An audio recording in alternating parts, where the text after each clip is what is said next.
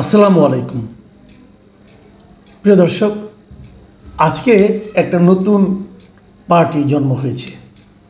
আপনারা জানেন গত কয়েকদিন ধরে বলা হচ্ছিল যে ছাত্রদের যে পলিটিক্যাল পার্টিটা হবে নতুন পার্টি, যেটাকে অনেকে কিংস পার্টি বলে অভিহিত করছেন। সরকারের উপদেষ্টাদের থেকে একজন এসে এই পার্টির প্রধান দায়িত্ব নিয়েছেন, আহ্বায়ক হয়েছেন মিস্টার নাহিদ ইসলাম। সেই পার্টিটা আজকে আনুষ্ঠানিক যাত্রা শুরু হয়েছে। পার্টির নাম দেওয়া হয়েছে জাতীয় নাগরিক পার্টি। জাতীয় নাগরিক পার্টি নামটা ভালো, কোনো সমস্যা নেই। এবং এই পার্টির 151 সদস্যের একটা কমিটি আজকে আনুষ্ঠানিকভাবে ঘোষণা করা হয়েছে। আনুষ্ঠানিকভাবে তারা জাতীয় সংসদের সামনে যে মানিক মে এভিনিউ আছে, সেই মানিক মে এভিনিউর বিশাল চত্বরে তারা রীতিমতো সমাবেশ করে সেখানে এই পার্টির সদস্যদের আংশিক, পুরোটাও করা হয়নি, মোটামুটি 151 সদস্যের একটা কমিটি তারা ঘোষণা করেছে। এখানে তারা বলেছে তারা কি করতে চায়, একটি লিখিত বক্তব্য দিয়েছে। বক্তব্যটা বেশ বড়, ওটা নিয়ে আলোচনা করা যেতে পারে, কিন্তু এখন আমি করব না। এখন আমি আরও অন্য দুই একটা বিষয় নিয়ে কথা বলে ওটা নিয়ে পরবর্তী কখনো যদি সুযোগ পাই আমি এটা নিয়ে আলোচনা করব। তাদের নীতি আদর্শ কি হতে যাচ্ছে, তারা কি করতে চায়।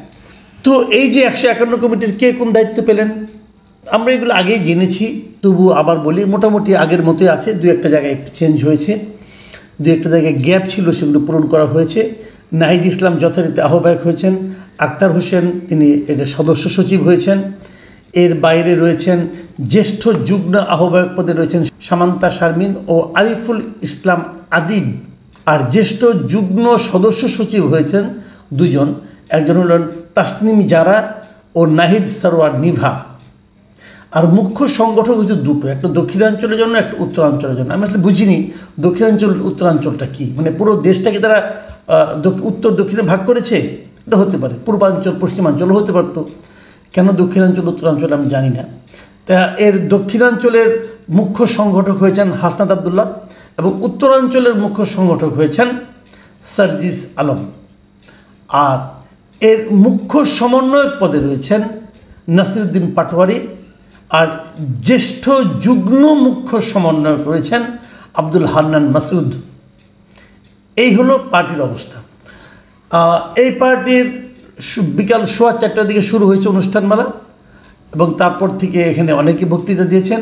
আমি কয়েকজনের বক্তৃতার কথা একটু বলতে চাই, এই কারণে যে এদের বক্তব্যগুলো শুনলে আপনারা বুঝতে পারবেন যে আসলে এদের নীতি আদর্শটা কী হতে যাচ্ছে।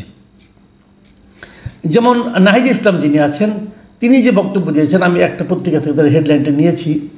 প্রথম আলোর হেডলাইন করেছে, ভারত ও পাকিস্তানপন্থী রাজনীতির ঠাঁই হবে না বাংলাদেশে। মানে উনি বলেছেন যে বাংলাদেশে যে রাজনীতি করতে হলে ভারতপন্থী অথবা পাকিস্তানপন্থী এটা চলবে না, এবং সেটা আমাদের মতো করে করতে হবে। যেমন ওনার ভাষায় যে বাংলাদেশে ভারত ও পাকিস্তানপন্থী রাজনীতির ঠাঁই হবে না, আমরা বাংলাদেশকে সামনে রেখে, বাংলাদেশের জনগণের স্বার্থকে সামনে রেখে রাষ্ট্রকে বিনির্মাণ করব। আমার কাছে এই বক্তব্যগুলি ভালো লেগেছে, কারণ আমাদের আওয়ামী লীগ যেটা ছিল, আওয়ামী লীগের কিন্তু ভারতপন্থী হিসেবে এই আওয়ামী লীগের একটা বদনাম ছিল। এবং ওনারা মানে বঙ্গবন্ধু শেখ মুজিব যখন ক্ষমতা ছিলেন তখন 25 বছরের চুক্তি ভারতের সঙ্গে, এটা নিয়ে খুব সমালোচনা হয়েছে। আর হাসিনা সরকার যখন ক্ষমতা ছিল তারা ভারতকে তো না চাইতে অনেক কিছু দিয়ে দিয়েছেন, সেটা নিয়েও অনেক সমালোচনা রয়েছে। কাজে ভারতপন্থী হওয়া যাবে না। কিন্তু পাকিস্তানপন্থী বলতে উনি কী মিন করেছেন সেটা আমি বুঝিনি। পাকিস্তানপন্থী কি জামাত? সেটা যদি হয় সেটাও একটা দিক নির্দেশনা অবশ্যই। তার মানে তারা জামাতের সঙ্গেও যাচ্ছে না এই পার্টি, এটাও হতে পারে। ভারত পাকিস্তান ছাড়া তো আরও পৃথিবীতে অনেক দেশ আছে, অনেকে আবার মার্কিনপন্থী হতে পারে, অনেকে আবার রাশিয়াপন্থী হতে পারে, অনেকে আবার চীনপন্থী হতে পারে। সেই সব দিকে যাওয়া, সেই সব দেশের সঙ্গে আপনার সম্পৃক্ত হওয়া, ভালোবাসাবাসীর সম্পর্কে জড়িয়ে পড়া নিয়ে অবশ্য নাহিদ ইসলাম তেমন কিছু বলেননি। তা আমি বুঝতে পারছি না, কাজে ভারত পাকিস্তান না বলে যদি বলতেন আমরা কোনো বিদেশের কোনো রাষ্ট্রের সঙ্গেই ওই পন্থী হওয়া যাবে না, তাহলে সহজ হতো। নাকি এগুলি করতে চান আমি বলতে পারবো না। আরেকটা জিনিস যদি বলেছেন যে একটা স্লোগানের মতো বলেছেন যে তুমি কে আমি কে বিকল্প বিকল্প, স্লোগানটা তুলে ধরেছেন এবং বলেছেন বিকল্পের জায়গা থেকে এই নতুন দলের আত্মপ্রকাশ। এটা একটা সিগনিফিক্যান্ট কথা যে বিকল্পের জায়গা থেকে। এখন বিকল্পটা কিসের বিকল্প? সব কিছুর বিকল্প হওয়াটা কিন্তু সবসময় আবার ভালো না। সব কিছুর বিকল্প হয় না। আর সব কিছুরই বিকল্প করতে হবে কেন? যে জিনিসটা ভালো চলছে তারও বিকল্প করতে হবে কেন? তো আমি জানি না এগুলো কেবল স্লোগান কিনা অথবা আরও কি। আর এটা বলেছেন আজকের মন্ত্র থেকে শপথ, বাংলাদেশকে বিভাজিত করা যাবে না। তো বিভাজিত হচ্ছে না, বিভাজনের রাজনীতি তো আপনারাও শুরু করেছেন। আপনার মুখ থেকে অনেক কথা এসেছে যেগুলো নাকি বিভাজনকে স্পষ্ট করে দিয়েছে। যাই হোক, তারপরে আপনি বলেছেন, আমরা এটা দেখতে চাই আপনি কী করেন। আমি বরং হাসনাত আবদুল্লাহ বক্তব্যটা আপনাদের একটু বলি। হাসনাত আবদুল্লাহ কী বলেছেন, যে আমরা নিশ্চিত করতে চাই এদেশ থেকে পরিবারতন্ত্র কবরস্থ হয়েছে। এদেশে কামারের ছেলে প্রধানমন্ত্রী হবে, এদেশে কুমারের ছেলে প্রধানমন্ত্রী হবে, এদেশে যোগ্যতার ভিত্তিতে নেতৃত্ব উঠে আসবে। আমার এই কথাটা খুবই ভালো লেগেছে, যে আসলেই তো দেশের প্রত্যেকটা নাগরিকের প্রধানমন্ত্রী হওয়ার যোগ্যতা থাকা উচিত এবং প্রধানমন্ত্রী হওয়ার সুযোগ থাকা উচিত। আমাদের এখানে পরিবারতন্ত্রটা একদম কিন্তু গেড়ে বসেছিল, যে এমপি সাহেব যদি কোনো কারণে মারা যান, ওনার পুত্র আবার ওখান থেকে এমপি হন, অথবা ওনার পুত্ররা থাকলে স্ত্রী এমপি হন, কন্যা এমপি হন, কন্যার স্বামী এমপি হন, কিন্তু এর বাইরে আর কেউ যেতে পারে না। যারা সাধারণ নেতাকর্মী, সাধারণ কর্মী সমর্থক, তাদের জিন্দাবাদ বলাই শেষ, আর কিছু তাদের কাজ নেই। সেই জায়গার থেকে বেরিয়ে আসা সহজ। কিন্তু এই কথাটা কিন্তু আবার আরেকটা ইঙ্গিত আছে। সেই ইঙ্গিতটা কি? যেমন ধরা যাক এই মুহূর্তে তো আওয়ামী লীগ সিনের বাইরে আছে, আওয়ামী লীগের কথা বরং নাই বলি।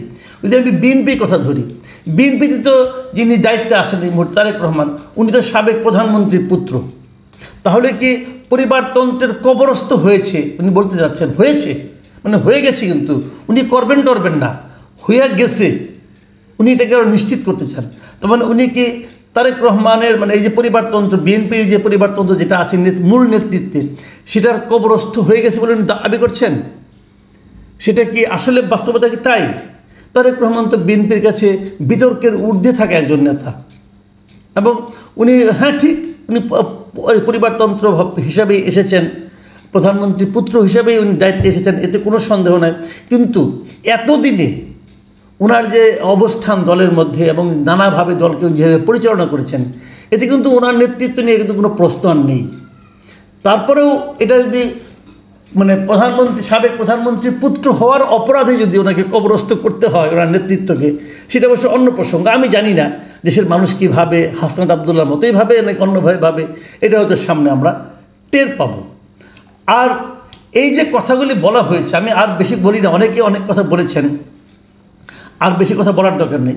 এই দুটো কথাই আমি বললাম, যে ওনাদের মানে মোটামুটি একটা ধারণা কিন্তু পাওয়া গেল। এখন আমার কিছু বেসিক প্রশ্ন আছে, সেই প্রশ্নগুলি করেই আমি আলোচনাটা আসলে শেষ করতে চাই।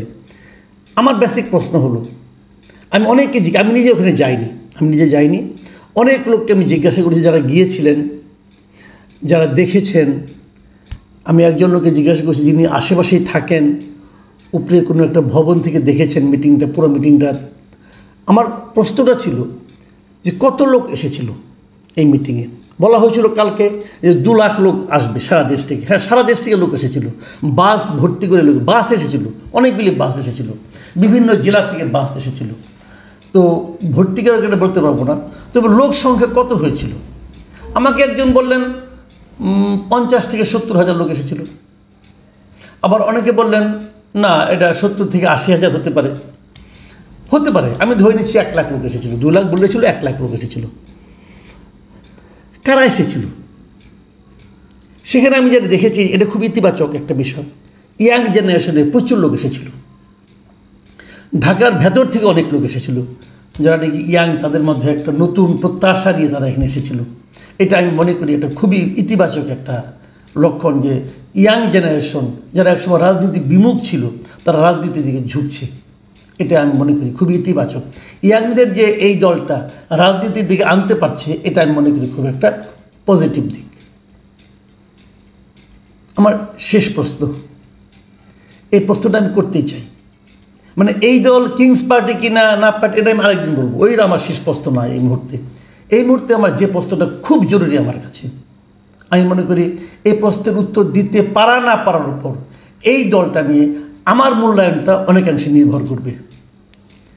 সেই প্রশ্নটা কি, এই অনুষ্ঠান করতে কত টাকা খরচ হয়েছে?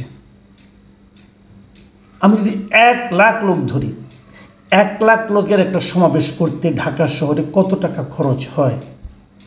আমি বিভিন্নভাবে যোগাযোগ করেছি, যারা অনুষ্ঠান করেন তাদেরকে জিজ্ঞাসা করেছি, এবং সেখান থেকে আমি যে ফিগারটা পেয়েছি, মঞ্চ করা, সামনে চেয়ার আনা, বিভিন্ন রাজনৈতিক দলের লোকজনকে বসতে দেওয়া, আপ্যায়ন করা, এবং বাস ভর্তি করা লোক আনা, যারা বাসে আসবে তাদেরকে নানাভাবে খাওয়ার ব্যবস্থা করা, হাত খরচ, অনেক রকম খরচই কিন্তু আছে। কত টাকা ব্যয় হয়েছে আমি এটা জানতে চাই। আমি কি ফিগার জানি, আমার জানার দরকার, ওটা আমি পরে হয়তো আলোচনা করব, কিন্তু ওনারা বলুক এই মিটিংটা করতে তাদের কত টাকা ব্যয় হয়েছে। আমার দ্বিতীয় প্রশ্ন, এই টাকার উৎস কি? কারা এই টাকাগুলো আপনাদেরকে দিয়েছে?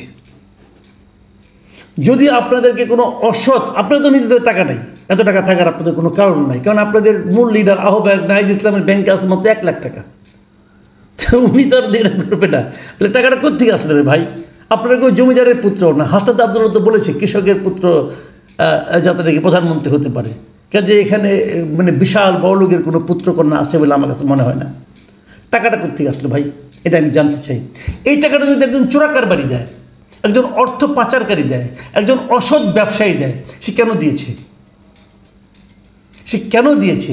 আপনাদেরকে ভালোবেসে দিয়েছে? আপনাদেরকে সে কেন ভালোবেসেছে? ভালোবাসা তো এমনি এমনি হয় না। তারা যদি দেশের ভালোই চাইতো তাহলে সে অসৎ হইতো না। তারা যদি দেশের ভালোই চাইতো তাহলে তো অর্থ তারা পাচার করতো না, তারা তো লুটপাট করতো না। যদি তারা দেশে ভালো চাইতো তাহলে তারা দেশের ভালো চেয়ে আপনাদেরকে দিয়েছে, এটা মনে করার কোনো কারণ নাই। তারা টাকাটা দিয়েছে তাদের নিজেদের সুবিধা লাভের জন্য। তাদের কী সুবিধা আপনারা দেবেন বলে অঙ্গীকার করেছেন, এই বিষয়গুলো আমার জানতে হবে। আমি জানতে চাই একজন দেশের নাগরিক হিসাবে। আপনাদের উচিত হবে ট্রান্সপারেন্ট পলিটিক্স করা। আমি এই দলকে অনুরোধ করব, আপনারা বলুন এই অনুষ্ঠান করতে আপনার কত টাকা খরচ হয়েছে, এই টাকাগুলো কে কে দিয়েছে তার একটা তালিকা দিন। আমি দেখতে চাই যে কারা দিয়েছে, সেই লোকগুলি কারা। একটা প্রবাদ আছে, একটা মানুষকে ভালো মন্দ তুমি বুঝবা কীভাবে?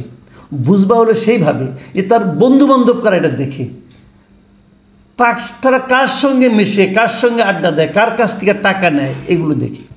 আমরা আপনাদেরকে চিনতে চাই। আপনারা কি বলেছেন সেটা ইম্পর্টেন্ট না, আপনারা কি করেছেন, কি করতে পারেন সেটা আমরা দেখতে চাই। প্রিয় দর্শক, প্রশ্নটা রেখে গেলাম। যদি জবাব পাই খুশি হব, যদি জবাব না পাই সন্দেহের মাত্রা বাড়তে থাকবে।